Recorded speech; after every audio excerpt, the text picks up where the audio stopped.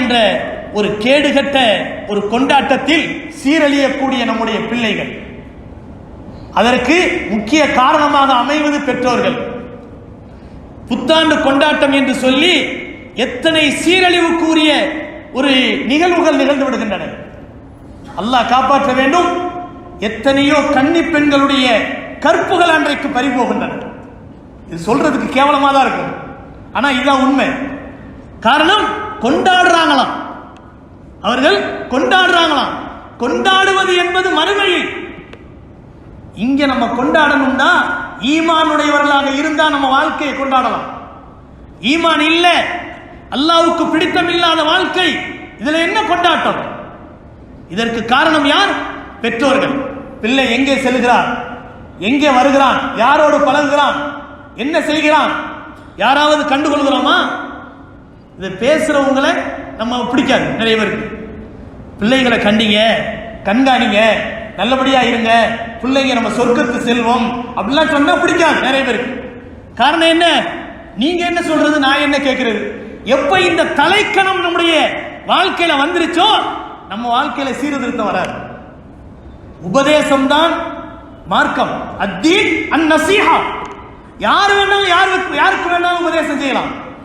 வத்தவாஸவ் bill Haq வத்தவாஸவ் பிஸ் ஸப்ர்.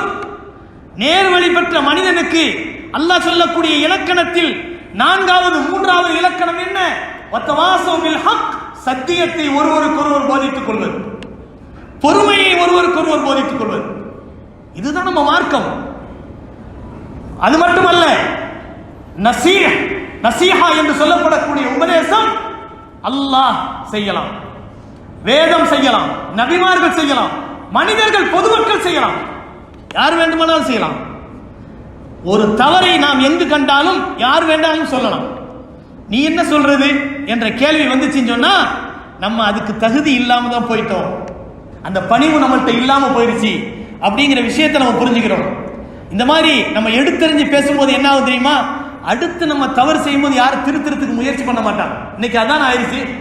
ஸல்லல்லாஹு அலைஹி வஸல்லம் சொன்னாங்க, ஒரு காலம் வரும், நடு ரோட்டில் விபச்சாரம் நடக்கும், நடு சந்தியில் விபச்சாரம் நடக்கும். அன்னைக்கு யார் பெரிய முஜாஹித் தெரியுமா? பெரிய தியாகி யார் தெரியுமா? அவன்கிட்ட போய் பக்கத்துல கொஞ்சம் ஓரமா போய் செய்யுங்கள அப்படி சொல்றதுதான் பெரிய முஜாஹித். வந்துருச்சா இல்லையா காலம்? அதை கூட கண்டுகொள்ளாதவர்கள் எத்தனை பேர் அப்படி போய்கிட்டு வந்துகிட்டு இருக்கிறோம். நமக்கு என்னப்பா என்று சொல்லக்கூடிய நிலை. பிள்ளைகளின் சீரழிவுக்கு முக்கிய காரணம் நாம் தான். புகாரி முஸ்லிமிலே வரக்கூடிய ஹதீஸ், குல்லு மௌலூதின் யூலது அலல் ஃபித்ரா. ஸல்லல்லாஹு அலைஹி வஸல்லம் சொன்னார்கள், ஒவ்வொரு குழந்தையும் இஸ்லாமிய இயற்கையில் தான் பிறக்கிறது. குல்லு மௌலூதின் யூலது அலல் ஃபித்ரா ஃபஅபவாஹு. அவருடைய பெற்றோர்கள் தான் யுஹவ்விதானிஹி, அவனை யூதர்களா மாத்திடுறாங்க. அதாவது யூதனாக மாத்திட்டோமா, யூத கலாச்சாரத்திற்குரியவர்களா மாத்திட்டோம். யுஹவ்விதானிஹி வயுனஸ்ஸிரானிஹி, நஸ்ரானிகளா மாத்திட்டாங்க. அப்படின்னா என்ன அர்த்தம்? நஸ்ரானிகளுடைய பழக்க வழக்கத்துக்கு தோல்வா நம்ம மாத்திட்டோம். வயுமஜ்ஜிசானிஹி, நெருப்பு வணங்கிகளாக மாற்றிவிட்டார்கள், நெருப்பு வணங்கிகளுடைய கலாச்சாரத்திற்குட்பட்டவர்களாக மாற்றிவிட்டார்கள் என்று நபிகள் நாயகம் ஸல்லல்லாஹு அலைஹி வஸல்லம் சொன்னார்கள். நம்ம வாழ்க்கையை கொஞ்சம் இந்த ஹதீஸை கோட் பண்ணி என்ன செய்யுங்க, அப்படியே மேலோட்டமா பாருங்க. நம்ம அந்த பிள்ளைகள் அந்த மாதிரி ஆக்கியிருக்கோமா இல்லையா?